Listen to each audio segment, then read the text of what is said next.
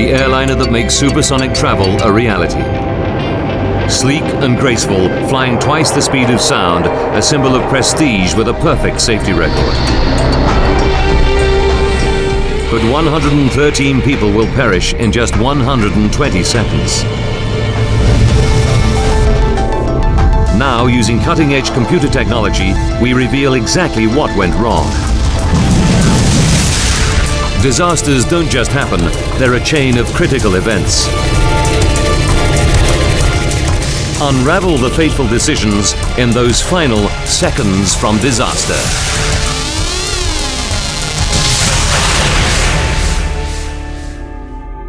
Europe, France, Paris. July 25, 2000. Charles de Gaulle Airport. 12:30 in the afternoon. 100 men, women and children check in for flight AF 4590. They come from all over Germany and are expecting the trip of a lifetime. A dream holiday costing at least £7,000 each. It starts with a supersonic flight on Concorde to New York. Then a luxury cruise in the Caribbean. For Jörg Meyer's father, it's a special treat to celebrate his retirement. He had his 65th birthday in 2000, and he wanted this as a treat for himself and his partner. They both liked to travel, and it always had to be something a bit special. Concorde is a plane like no other, elegant, luxurious, and above all, super fast. Flying at more than 2,200 kilometers per hour, Concorde links North America to London or Paris in 3 3/4 hours. Concorde's unique shape, with a pencil-thin cabin and vast delta wings, enable her to race across the sky at 3 kilometers every 6 seconds. John Hutchinson has flown Concorde for 15 years. Best way of describing it is simply to say that it was a thoroughbred.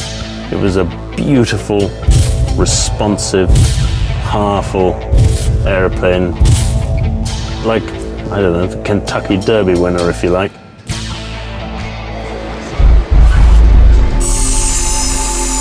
By 1:30, all of the passengers are checked in for their supersonic trip.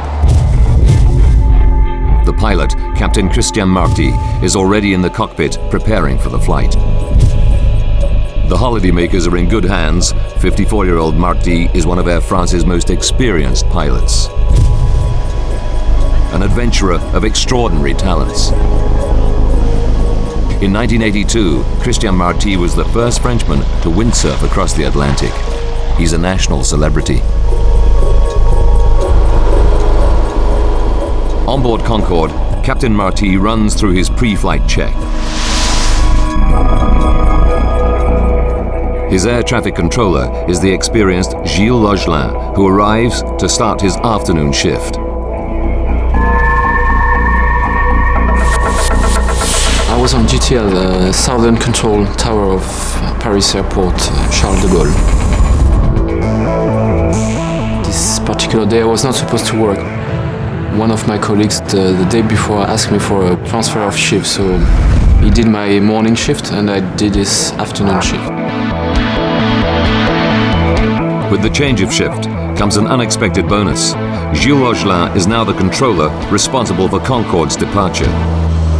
The Concorde is one of the most beautiful planes I've ever seen. The line is pure. I really like to watch this plane landing, taking off. During his pre-flight check, Captain Marty learns that engine number 2 has a technical fault. A small part needs replacing.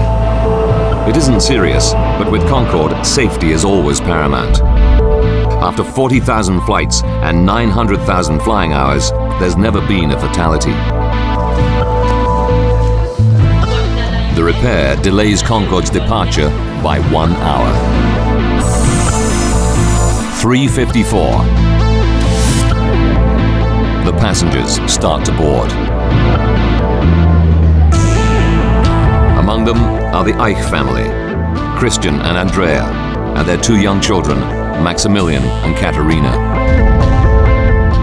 Klaus and Margaret Frenson are both school teachers who've saved for the trip for 20 years. Ordinary families off on an extraordinary adventure.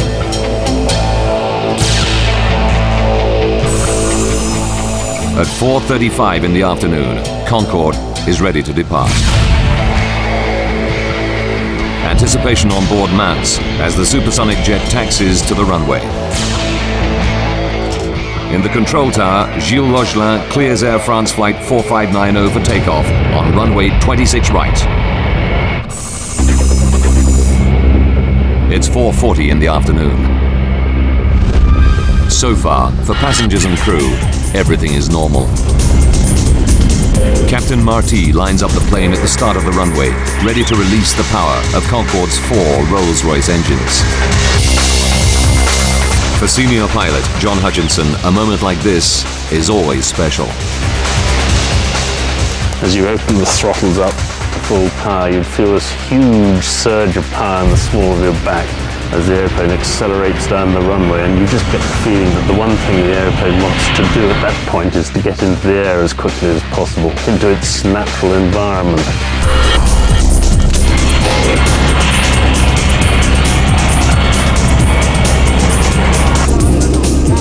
In the control tower, Gilles Logelin monitors the takeoff. I was watching the Concorde gaining power on the runway because it was so nice to see that. It's a very heavy plane, so you know the beginning is quite slow and then you gain the speed. Concorde accelerates down the 4,000-meter runway. It passes through 320 kilometers per hour. Using computer graphics, we recreate what happens next.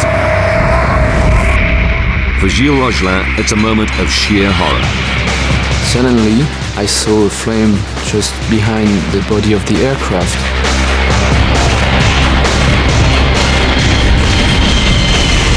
So I jumped on my mic to say, Air France 4590, you have flames behind you.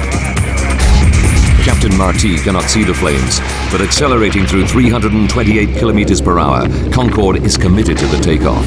There are only 2,000 meters of runway left, but Concorde needs 3,000 meters to have any chance of stopping safely. After the speed, whatever is the situation, the plane has to take off. He could not abort the takeoff. And as I was watching the flames, I saw the nose of the Concorde lifting up. At 4:43 and 15 seconds, Captain Marty pulls on the control stick. Concorde takes to the air. This is how Concorde flight AF 4590 appears to witnesses. Martine Bornet works in an office on the western edge of the airport. At 4:44, she sees a terrifying sight. I was looking out of my window and I saw Concorde taking off very slowly with the back of the plane on fire. I was really afraid. Because of the flames, I was convinced that the plane was going to explode right here in front of the office. The stricken airliner flies directly overhead.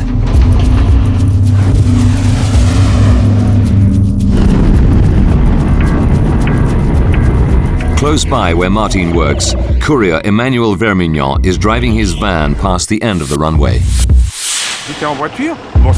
When Concorde went over, I had the window open and I was wearing a polo shirt. And I can tell you that the heat the plane was belching out melted parts of my shirt and gave me little blisters. I could really feel the heat on the ground. While Captain Marty struggles with the controls to gain altitude, out of his vision, flames engulf the left wing. The sickening sight is caught on camera by the wife of a truck driver. It is the only video footage ever captured showing Concorde on fire. It'll prove to be a vital link in the investigation.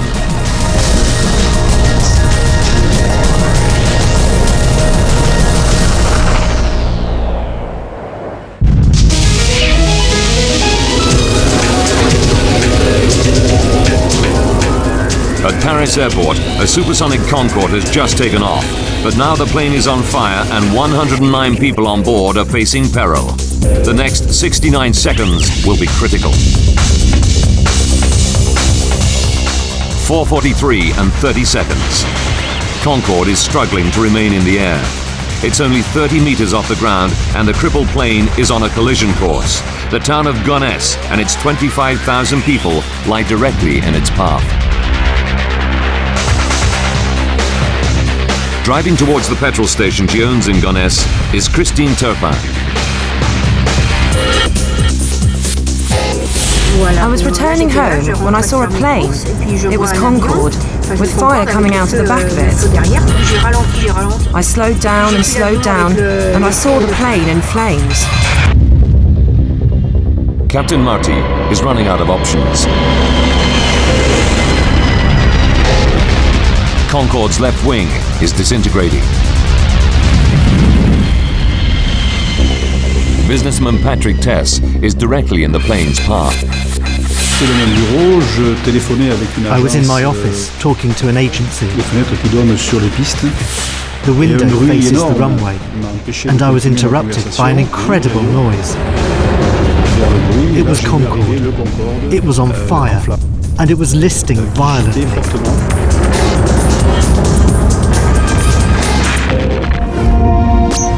Concorde lurches to the left.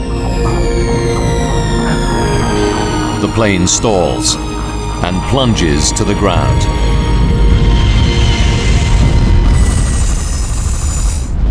It's 4:45.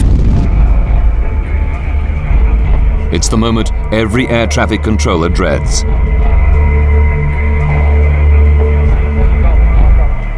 Gilles Logelin reaches for his mic. I've called the Air France and I said, Air France 4590, do you hear me? Air France 4590, me recevez-vous? I said it twice. Air France 4590, me recevez-vous? There was no answer.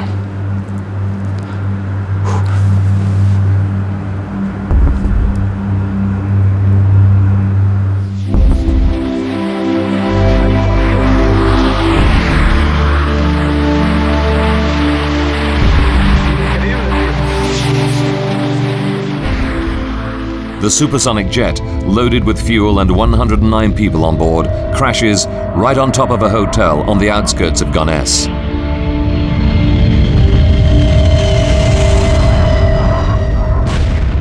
A terrifying fireball tears through the building. British teacher Alice Brooking has just checked into a first-floor room. So I went straight for the door of the room that I was in. Saw all the flames, saw there was no way out via the stairs. I leapt across the room, leapt across the bed to the window. Saw, luckily, that the receptionist was already down in the car park underneath me, and he just said, "You have to jump." At the same time, Christine Turpin also witnesses the explosion and fears the worst. It fell, and from where I was, I thought it had landed on the gas station. And I thought because my daughter and the girl who works with me were there, that they were all dead. As Christine Turpin drives in, a passenger armrest falls onto the petrol station. It's a chilling reminder for Christine of the fate of the passengers. When you saw the armrest, you couldn't help but imagine what it must have been like for the people on board the plane.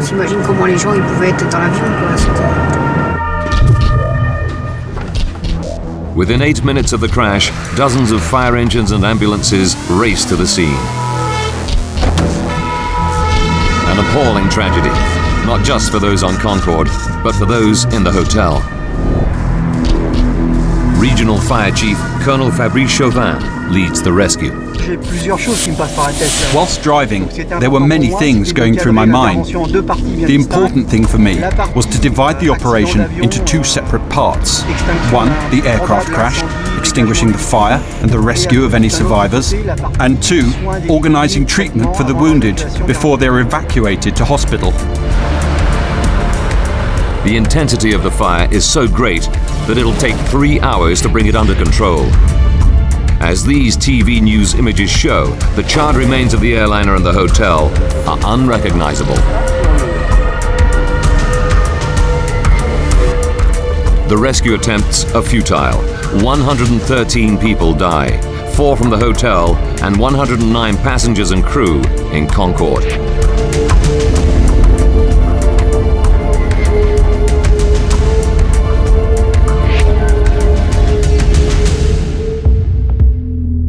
Three generations of the Ike family are wiped out. The children's grandparents had wanted to treat the family to a holiday of a lifetime and had booked the Concorde flight.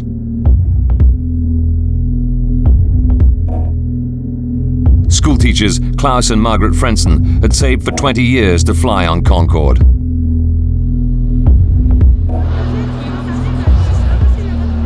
Rescuers begin the gruesome task of pulling the bodies from the crash site.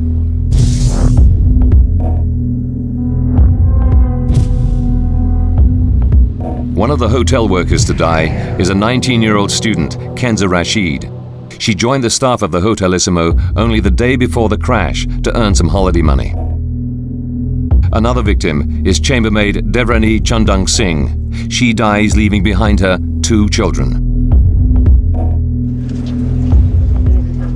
Most of the bodies are burned beyond recognition, and the forensic pathologists can only identify victims by their dental records.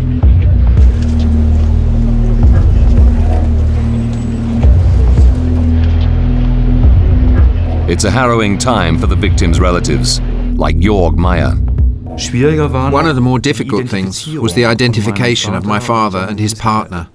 One has to say, nothing much remains of the passengers after an air crash. That was difficult. Jorg will have to wait 2 weeks before pathologists identify the remains of his father. That's how long we had to wait. You can imagine that that's not exactly easy, day after day.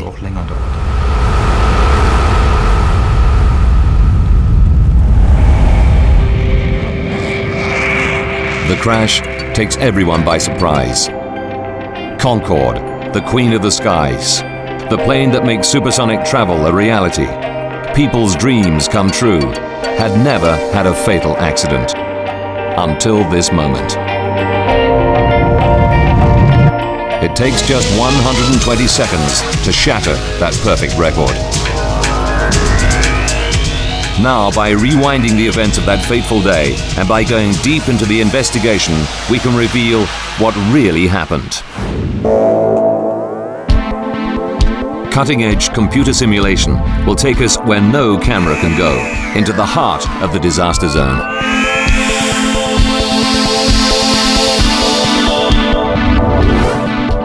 The French Bureau of Air Accidents send their top investigators. Using their data, we can now piece together the deadly chain of events to find out what really caused this terrible tragedy. As the investigation begins, nothing is off limits. Did pilot Captain Marty make a fatal error? Or was there a fault hidden within the perfect plane? Investigators make routine checks of the passenger and luggage lists. Immediately, they find something suspicious. 19 pieces of luggage that, according to the loading report, should not have been on the plane. They don't belong to the passengers on flight AF 4590. Could a terrorist have smuggled a bomb onto the plane? It wouldn't be the first time. 270 people died in 1988 when terrorists planted a bomb in the luggage that destroyed a Pan Am 747 in the infamous Lockerbie incident.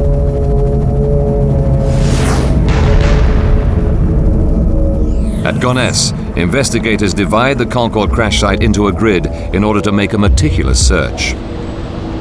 They photograph and tag everything found in each section.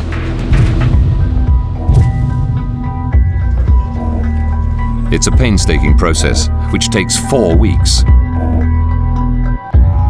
Then, every bit of wreckage is taken away for identification and analysis. 3 hangars at Le Bourget, another Paris airport, become their final resting place. This pile of debris is all that remains of the hotel. Such is the intensity of the crash and fire that a 40-room building is reduced to little more than a pile of rubble.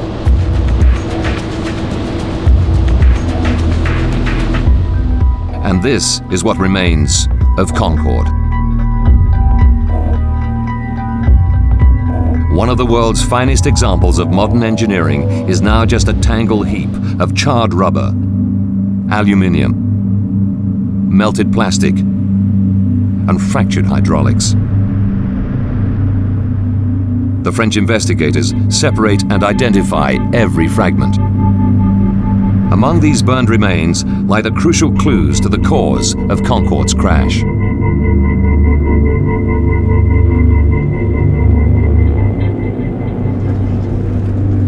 Within hours, the French Bureau of Air Accidents team recover the black boxes. These devices are carried on all airliners to record important technical data and, crucially, the pilot's conversation from the cockpit.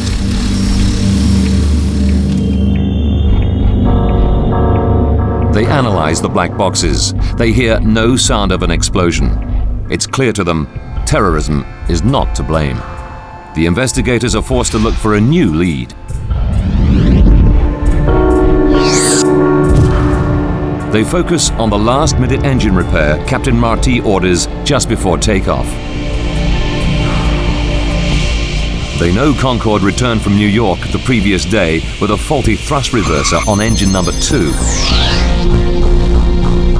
Thrust reversers help to slow the planes down after they've landed. Investigators analyze the flight data recorder closely, but find no evidence that a faulty thrust reverser could cause the accident. The pressure to find an answer increases. Until they do, the French authorities ground all Air France Concorde flights. The spotlight is now on the 120 seconds from the start of Concorde's final takeoff. Captain John Hutchinson has flown hundreds of Concorde takeoffs. Now, once you've lined up on the runway, the captain will then punch on the stopwatch and open the throttles fully. The captain's job is to keep straight down the runway. The co-pilot's job is to do the speed calls. And the flight engineer is sitting there and he's monitoring all the instruments. In particular, this bank of instruments here, which are the engine instruments. Data from the black boxes makes it clear that everything is normal until Concorde reaches 323 kilometers per hour. Concorde is now only 79 seconds from disaster.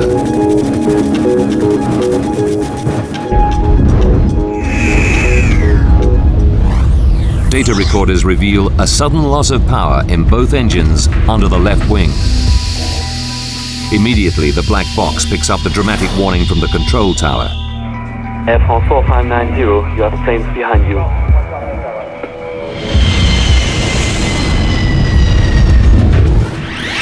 Despite the warning, pilot Christian Marty has passed the point of no return. There's not enough tarmac to stop safely. He has to take off. He pulled back on the control column to rotate the airplane up to its nose-up angle of 12.9 degrees.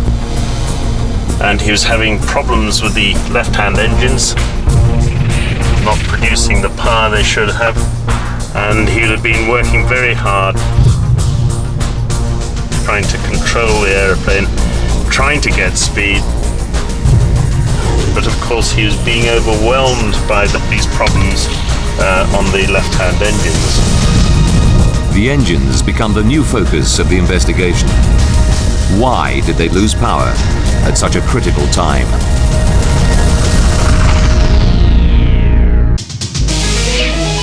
Just 2 minutes into its journey, Air France Concorde flight AF 4590 crashes, killing 113 people. A devastating blow to the world's first supersonic airliner. Using advanced computer graphics based on the official report, we go deep into the investigation to unravel the deadly chain of events. Investigators know that two left engines lose power as Concorde passes 323 kilometers per hour on the runway. But why? Then, an important new clue. The French investigators find several fragments of tire on the runway. One of them weighs 4.5 kilograms. Tests quickly confirm they belong to Concorde. It's a significant lead. Why? Because Concorde's tires inflate to extremely high pressures, which make them more likely to burst than other aircraft, especially during takeoff and landing. Pilot John Hutchinson explains. And in fact, when the captain pulls back to rotate, he's actually compressing the undercarriage into the runway, so there's even more stress on the tires and the wheels at that particular point.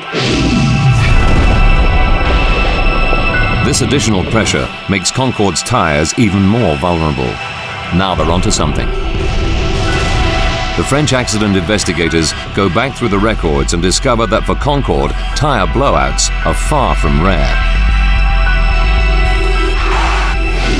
They identify over 50 cases of tire burst on takeoff and landing over 24 years.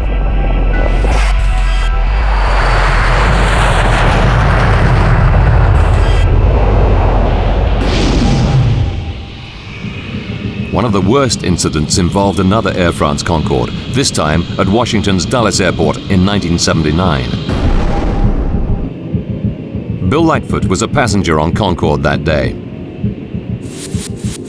I could see a big ragged hole in the wing with like pieces of aluminum or metallic alloy, and a lot of liquid pouring out of that of the hole that had been ripped in the wing. The official report into this accident found that the tire burst during taxiing.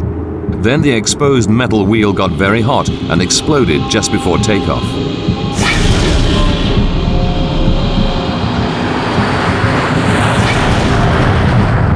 The plane took off, but 20 minutes later returned safely to the ground.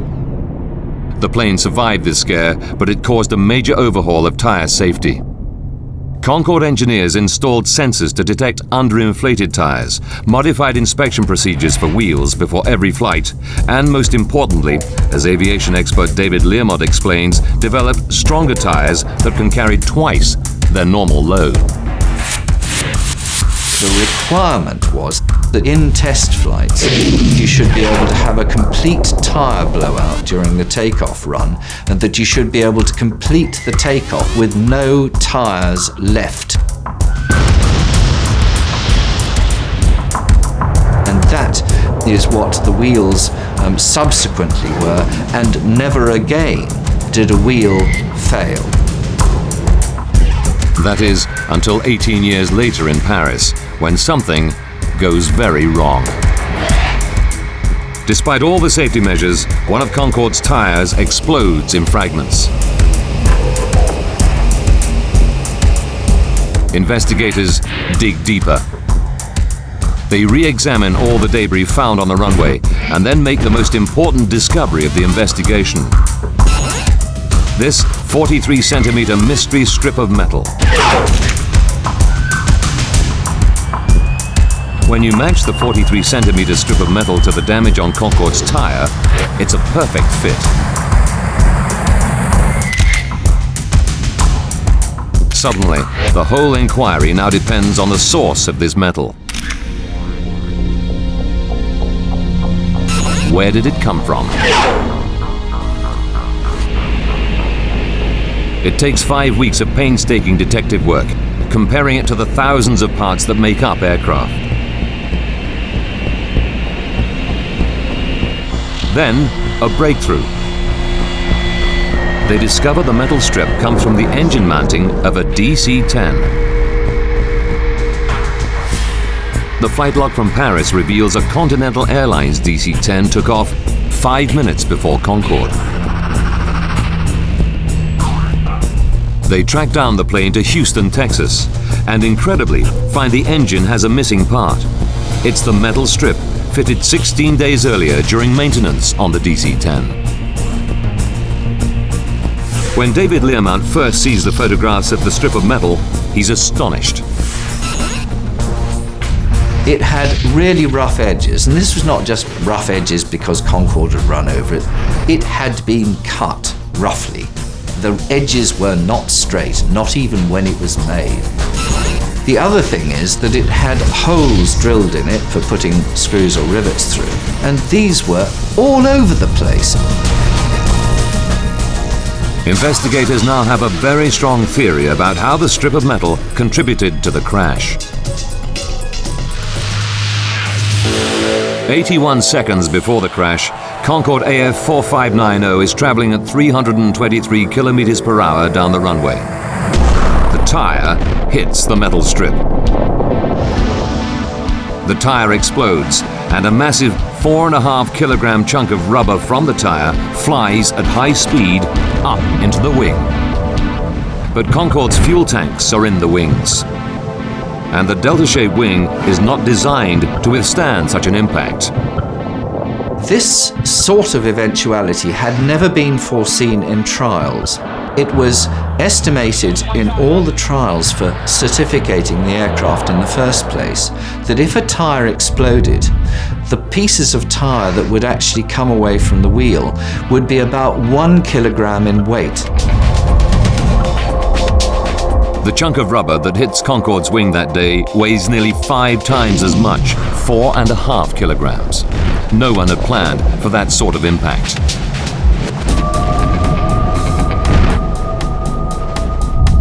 What's more, you can match the large rubber fragment of the tire with a dent on the wing.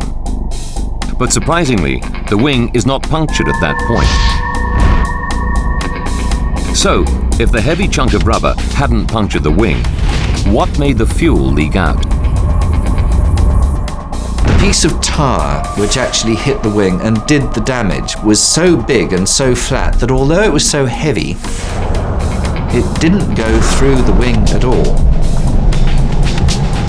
And it caused such a shock wave to go through the fuel that it actually blew a plug of wing tank skin outwards. The shock was that bad.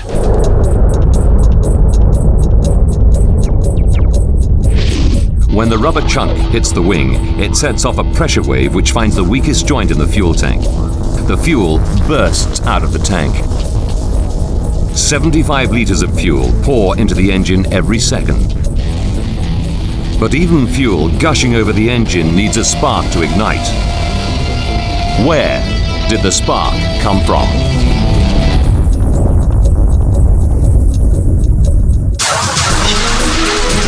Air France Concorde AF 4590 crashes after takeoff from Paris Charles de Gaulle Airport.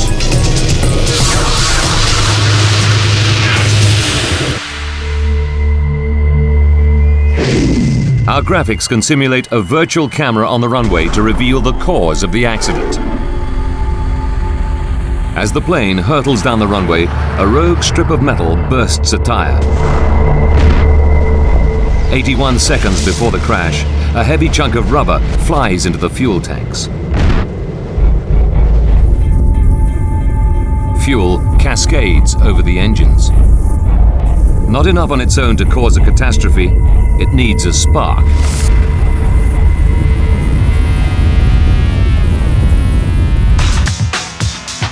From the cockpit voice recorder, we know that the pilots have trouble with the landing gear on takeoff.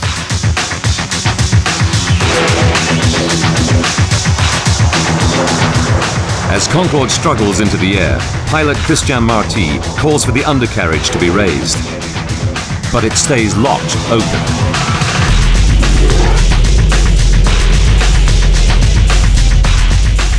The only video footage ever taken of the doomed flight provides further evidence. It shows the undercarriage in the down position. What stopped the wheels from retracting? The most likely explanation can be seen in this computer simulation.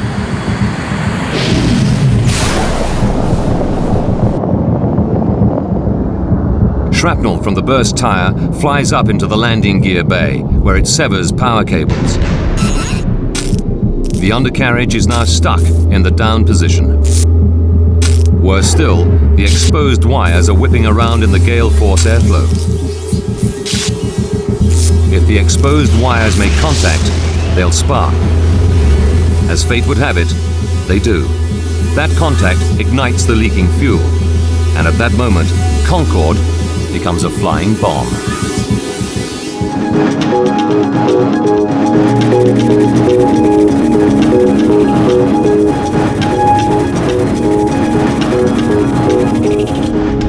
We can now tell you what it must have been like for Captain Marty in the cockpit. From the pilot's seat, he can't see the flames. All he knows is that Concorde is losing power in engine number 2 just at the moment of takeoff. 1 second later, the control tower alerts him to the fire. Air France 4590, you have flames behind you. Computer graphics show how Concorde would have looked. Now, to make matters even worse for Captain Marty, the number 1 engine is losing power as well. Events are conspiring against him. Aviation safety expert David Learmount explains why. There was a fantastic gush of fuel out of this quite large hole. It was literally drowning out that engine, which gradually lost power and finally went out. So the pilots were left with 2 engines when they're normally accustomed to having 4. It couldn't happen at a worse time. Captain Marty needs maximum power, and there's not enough runway left to stop. He wrestles Concorde into the air. Cockpit voice recordings reveal that at 4:43 and 22 seconds, the engine fire alarm sounds. And 3 seconds later, the captain shuts down engine number 2.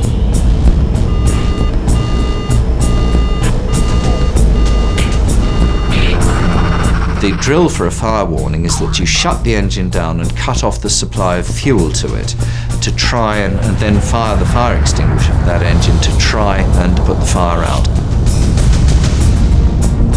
Concorde is now 53 seconds from disaster.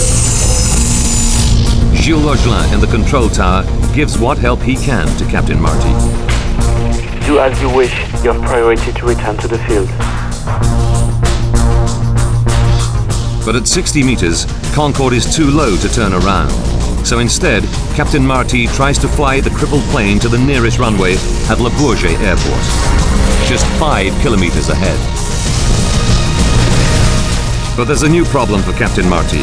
The fire is now so intense that Concorde's wing is melting and disintegrating. The rear end of the wing on Concorde are the controls known as elevons, which enable the pilot to point the aircraft's nose up or down. The fire was so fierce that the rear structure of the aircraft was being virtually evaporated. The pilot's essential controls were being destroyed. At the same time, the toilet smoke alarms are heard on the voice recorders. For the passengers, fumes in the cabin make conditions unbearable. Concorde is now 49 seconds from disaster.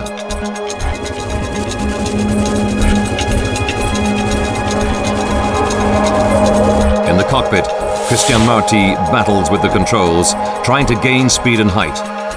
But he's being overwhelmed by the fact that the wing and its controls are disintegrating.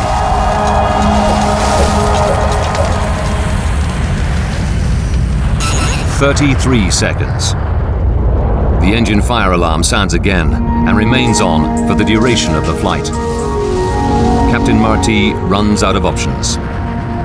Even the runway at Le Bourget, now only 3 kilometers away, is out of reach.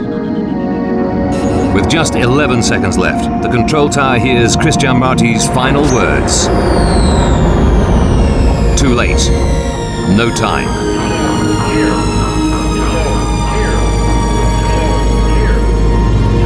4 seconds left. The plane dips below 15 meters. The final sort of act was the airplane reared up and heeled over into about 110 degrees of bank, so the airplane at that point became completely uncontrollable. 3 seconds. Concorde could no longer hang in the air. It stalls and begins to roll leftwards. A hotel lies directly beneath. The plane is about to come down.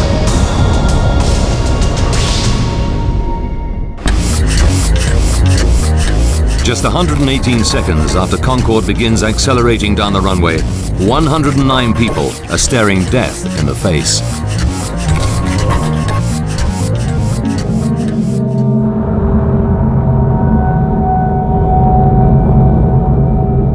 Two seconds later, Concorde crashes into an airport hotel.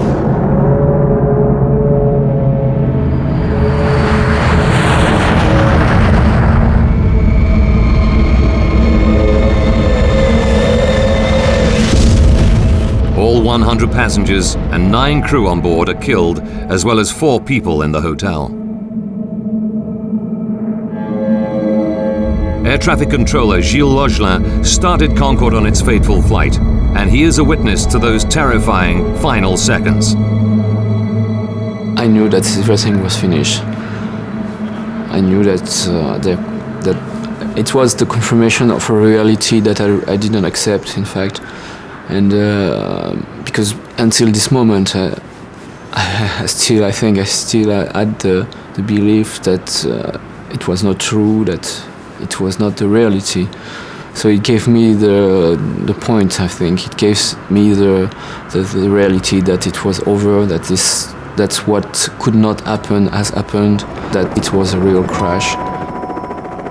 Concorde, the world's only successful supersonic airliner, has its perfect 25-year safety record destroyed in just 120 seconds. It's a crash of unimaginable horror. The passengers had only a few seconds to prepare for death. Lawyer Christoph Wellens speaks for the victims. I think the passengers realized early on that something was wrong with the aircraft. The plane didn't climb. Then a wing caught fire. It flew at low altitude just above the ground. Then the plane started turning over. I think the passengers knew very early on that something terrible was about to happen, and that they must have been preparing to die. 2 days later, relatives are allowed to lay flowers at the crash site.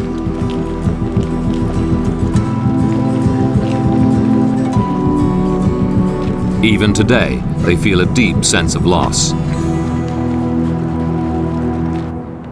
Jörg Meyer's father died in the crash. I certainly miss him. He leaves a gap for me that cannot be filled. What makes it more terrible is the fact that he didn't die from a natural illness, but in a horrific accident. And he was plucked out of life in his prime. The disaster was also traumatic for those who survived from the town of Gonesse. Businessman Patrick Tess had a miraculous escape. He works directly next door to the hotel destroyed by Concorde. To this day, he's haunted by the events.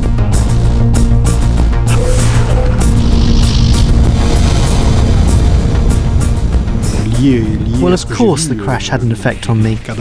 You can't remain unaffected by it.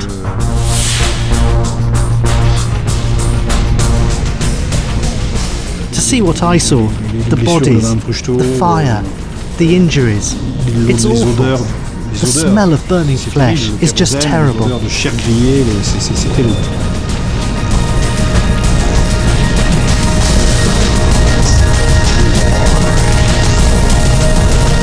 For Concorde, the Paris disaster is the beginning of the end. 3 weeks after the crash, all Concorde flights are grounded. Air France and British Airways, the 2 airlines that fly Concorde, have to make major safety modifications. Tires are strengthened so that they remain functional even when punctured by a 30-centimeter blade. Engineers encase the fuel tanks with bulletproof Kevlar liners to resist puncture. And electrical harnesses in the main landing gear bays are reinforced.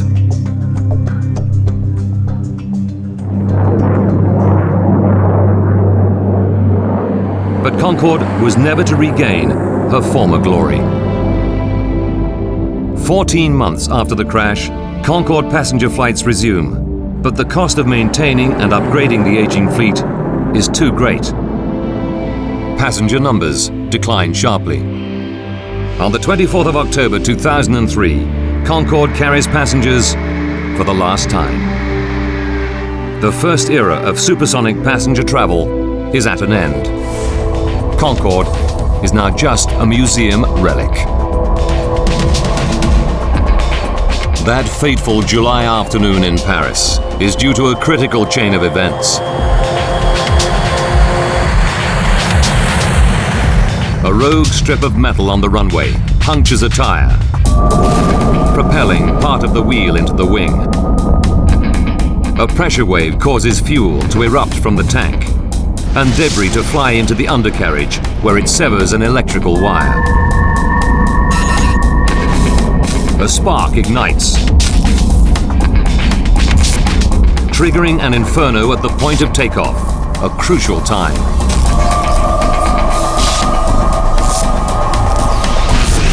From then on, Concorde is doomed.